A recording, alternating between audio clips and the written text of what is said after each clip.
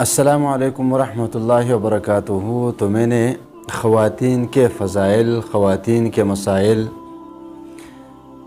اسلام میں خواتین کے کردار پر جو سلسلہ اور یہ کاوش شروع کی ہوئی ہے، آپ لوگوں سے بس یہی گزارش ہے کہ آپ اس میں میرا ساتھ دیجئے، کیونکہ کسی بھی سوشل میڈیا پلیٹ فارم پر آپ کو ایسا چینل نہیں ملے گا۔ پہلے ایک ویڈیو میں عرض کر چکا ہوں کہ خواتین کے وہ باتیں یوٹیوب، فیس بک پیجز وغیرہ پر ملتے ہیں جس کو ایک حیادار مرد عورت تو کیا، کوئی بے حیا مرد اور عورت بھی دیکھنا پسند نہیں کرتے۔ تو میری یہ صرف یہ کوشش ہے کہ خواتین اسلام کو اس کا وہ درجہ دکھایا جائے، وہ خدمات دکھائے جائے جو مردوں کے تو بیان کیے جاتے ہیں لیکن خواتین کے بیان نہیں کیے جاتے، اور پھر خواتین اور مرد دونوں صرف یہ سمجھ بیٹھے ہیں کہ دین کا کام تو صرف مردوں کے ذمے ہے، اس میں کسی بھی خاتون کا کوئی کردار نہیں۔ تو میں اس سوچ کو ختم کرنے کی کوشش کرتا ہوں، اس میں آپ میرا ساتھ ضرور دیجیے گا۔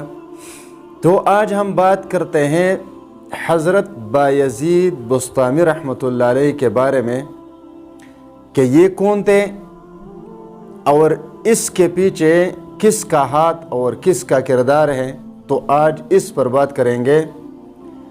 تو یہ بایزید بسطامی رحمۃ اللہ علیہ کے بارے میں آپ لوگوں نے بہت سنا ہوگا، لیکن شاید آپ نے یہ نہیں سنا کہ بایزید بسطامی رحمۃ اللہ علیہ کو اس درجے تک پہنچانے والی بھی ایک خاتون ہے۔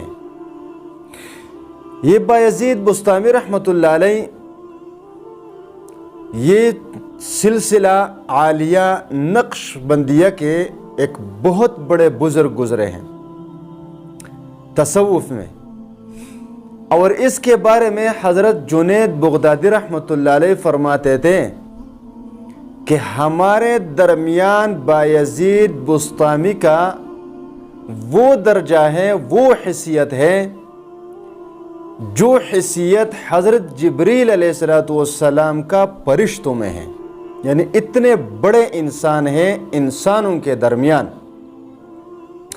یہ بچپن میں یتیم ہو گئے، جب یتیم ہو گئے تو اس کی والدہ محترمہ اس کو عالم بنانا چاہتی تھی، تو اس نے اس کو ایک مدرسے میں داخل کروایا اور قاری صاحب سے کہنے لگی کہ اس کو روزانہ گھر مت بھیجا کریں، روزانہ گھر کا اثر لے کر اس کا دل مدرسے سے اچاٹ ہو جائے گا۔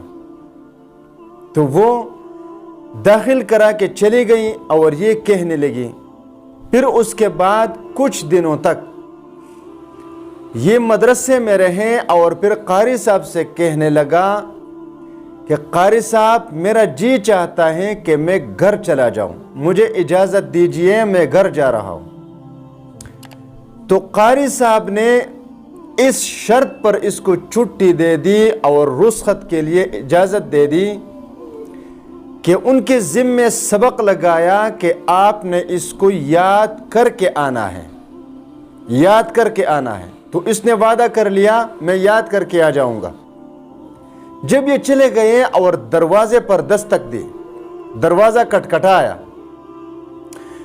تو ماں اس وقت وضو کر رہی تھی اور وہ سمجھ گئی کہ یہ میرا بیٹا بایزید بسطامی ہے۔ تو وہ دروازے کے ساتھ آ کر کھڑی ہوئی اور آواز دی کہ دروازہ کس نے کٹکھٹایا؟ تو بچے نے جواب دیا بایزید نے۔ تو اس کی ماں کہنے لگی اور سوچنے لگی کہ اگر میں اب اس کو اجازت دوں تو اس کو گھر آنے کی عادت پڑ جائے گی اور ہو سکتا ہے کہ پھر یہ پڑھنے کے لیے واپس جائے بھی نہ۔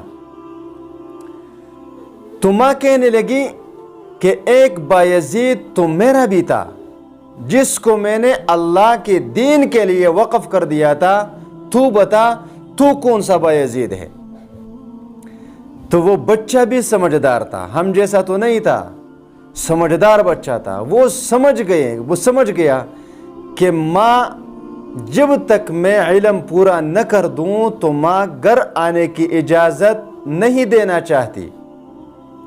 تو وہ واپس چلے گئے مدرسے میں، اور پھر کہا جاتا ہے کہ وہ اس وقت تک مدرسے میں رہیں جب تک وہ علم سے فارغ نہ ہوئے.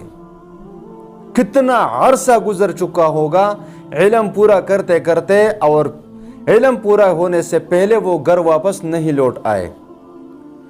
پھر آج ہم اس کے سیرت پڑھتے ہیں کہ بایزید بسطامی رحمۃ اللہ علیہ کتنے بڑے درجے کے عالم اور فاضل گزرے ہیں، تصوف میں اس کا کتنا بڑا درجہ ہے. تو اگر آپ ذرا غور سے سوچیں گے اور دیکھیں گے تو اس بایزید کو بایزید بسطامی رحمۃ اللہ علیہ بنانے کے پیچھے بھی ایک عورت کا کردار آپ کو ضرور نظر آئے گا. تو انشاءاللہ تعالی ہم یہ سلسلہ جاری رکھیں گے، آگے بھی اس کو جاری رکھیں گے، اور آپ کو بتائیں گے کہ خواتین جو جتنے بڑے بڑے اولیاء گزرے ہیں ان کی ولایت میں خواتین کا کتنا بڑا کردار اور رول رہا ہے. آپ انشاءاللہ تعالی سن کر حیران رہ جائیں گے کہ اصل چیز تو دنیا میں انسان کو انسان اور مسلمان کو مسلمان بنانے والی خواتین ہی تو ہے.